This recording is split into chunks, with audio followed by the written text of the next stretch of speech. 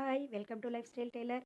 இன்னைக்கு நம்ம என்ன பார்க்க போகிறோம் அப்படின்னா, ஸ்லீவ் அதாவது நீங்கள் புதுசாக தைக்க போகிறீங்க அப்படின்னா கூட நீங்கள் வந்து இந்த 3 மெஷர்மெண்ட் வச்சியே வந்து நீங்கள் ஸ்லீவ் வந்து ஈஸியாக வந்து கட்டிங் பண்ணிடலாம். ஓகேங்களா?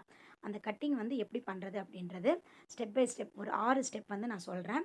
அந்த மாதிரி நீங்கள் செய்யுங்க. அந்த மாதிரி செஞ்சீங்கன்னா கண்டிப்பாக பர்ஃபெக்டாக உங்களால் ஸ்லீவ் வந்து கட்டிங் பண்ண முடியும். ஓகேங்களா? அதை தான் நம்ம இப்போ பார்க்க போகிறோம்.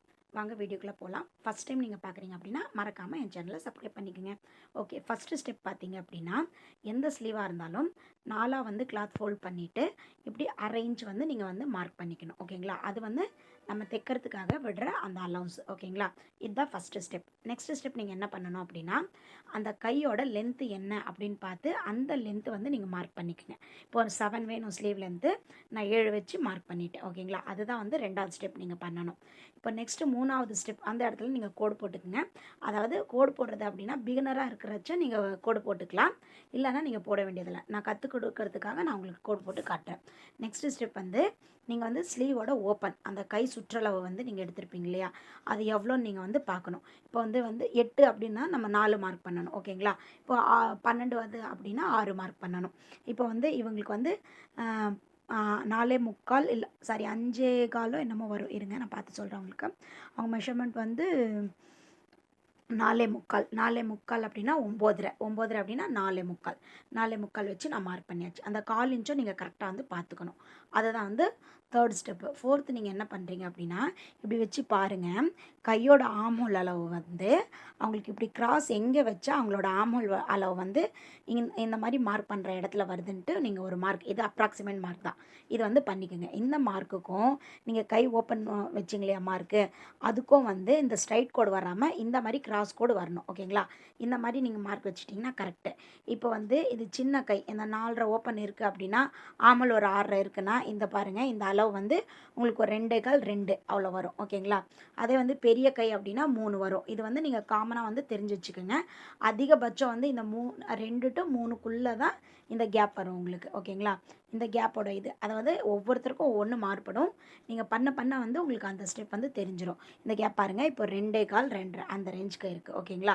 ஒல்லியான ஸ்லீவ்னா இவ்வளோ வரும். அப்படி நீங்கள் ஒரு கணக்கு வந்து நீங்கள் வச்சுக்கலாம். இப்போ நெக்ஸ்ட்டு பாருங்கள், நெக்ஸ்ட்டு ஸ்டெப்பு இந்த மாதிரி 2 இன்ச்சுக்கு ஸ்ட்ரைட் வந்து மார்க் பண்ணிவிட்டு அங்கேருந்து நீங்கள் பண்ண ஆமோல் மார்க் இருக்கு இல்லையா, அதில் கொண்டு போய் ஜாயின் பண்ணிடுங்க. அவ்வளோதான்.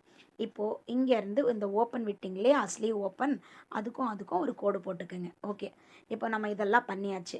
இது கரெக்டு தானா அப்படின்னு நம்ம எப்படி வந்து தெரிஞ்சுக்கிறது அப்படிங்கிறத நான் சொல்கிறேன் உங்களுக்கு. இப்போது நீங்கள் பிகினராக இருக்கும்போது நம்ம பண்ணது கரெக்டாக தப்பா அப்படிங்கிற ஒரு டவுட் வரும். அந்த டவுட் வராமல் இருக்கிறதுக்கு நான் இப்போ உங்களுக்கு கிளியர் பண்ணுறேன் பாருங்கள். இந்த கோடு வந்து இப்போ நம்ம கொஞ்சம் தள்ளி இருக்குன்னு வைங்களேன், அங்கேருந்து இப்போது இந்த மாதிரி கிராஸ் வருது அப்படின்னா அதுவும் தப்பு தான். ரொம்ப கிராஸும் அது வரக்கூடாது. இப்போது கீழே இருக்கிற ஓப்பன் வந்து சின்னதாக இருக்கணும், ஆமலோட அகலம் வந்து எப்போவுமே பெருசாக இருக்கணும். இந்த மாதிரி தான் உங்களுக்கு வரணும். இப்போ இந்த மாதிரி ஸ்ட்ரைட்டாக வருதுன்னு வைங்களேன், அதுவும் நீங்கள் எடுத்த மார்க் தப்பு தான். இந்த மாதிரி கையோட ஓப்பன் பெருசாகவும் ஆமல் சின்னதாக கோடு வந்தாலும் அதுவும் தப்பு தான். இந்த மாதிரி ஒரு அரை இன்ச்சு தள்ளி தான் உங்களுக்கு ஓப்பனுக்கும் ஆமலுக்கும் இந்த ஷேப் வரும். அந்த ஷேப் உங்களுக்கு கரெக்டாக வந்துருச்சுன்னா நீங்கள் எடுத்தது கரெக்டு. இப்போது ஒரு 1/2 இன்ச் வந்து அலோன்ஸ் விட்டு நீங்கள் இந்த மாதிரி கட் பண்ணி எடுத்துருங்க. ஓகேங்களா? இவ்வளோ தாங்க ஸ்லீவில். நீங்கள் தப்பே பண்ணியிருந்தாலும் நீங்கள் மார்க் பண்ணும்போதே உங்களோடது தப்பாக ரைட்டாங்கிறது உங்களுக்கு தெரிஞ்சிடும். அதை வச்சுட்டு அதுக்கப்புறம் நீங்கள் வந்து ஒன்ஸ் நல்லா செக் பண்ணிவிட்டு அப்புறமா வந்து நீங்கள் கட் பண்ணிக்கலாம். இப்போது இந்த ஓப்பன் கிட்டையும் சென்டராகவும் நீங்கள் ஒரு மார்க் கட்டிங் போட்டுக்குங்க. அதுக்கப்புறம் உங்களோட ஒரிஜினலான மார்க்லேருந்து ஒரு 2 இன்ச்சு தள்ளி வந்து எக்ஸ்ட்ரா கிளாத் கொடுத்து இந்த மாதிரி கட் பண்ணி வச்சுக்கோங்க. அவ்வளோதான் ஸ்லீவ் எடுக்கிறது. ரொம்ப ஈஸிங்க. இது தெளிவாக நீங்கள் புரிஞ்சுக்கிட்டிங்கன்னா இதில் மேட்டரே ஒன்றுமே கிடையாது. இப்போ பாருங்கள், இந்த ஓப்பன் கட் பண்ணுறது ஆம்ஹோல் அதாவது ஃப்ரண்ட்டில் குடைப்போம் இல்லையா, அது எப்படி நான் குடைச்சிட்டு உங்களுக்கு எப்படின்னு சொல்கிறேன் பாருங்கள். நீங்கள் குடைக்கிறதாலும் இருந்தாலும் இந்த மாதிரி குடைச்சிட்டா போதும். பாருங்கள், ஜக்காக்கு முன்னாடி நிறுத்திடுவேன். அந்த மார்க் பண்ணதுக்கு முன்னாடி நிறுத்திடுவேன். அதே மாதிரி ஆரம்பிக்கும் போதும் மார்க்குக்கு முன்னாடி ஆரம்பிச்சிருப்பேன். இப்போ மடித்து காட்டுறேன் பாருங்கள் உங்களுக்கு. நல்லா பார்த்தா தெரியும்.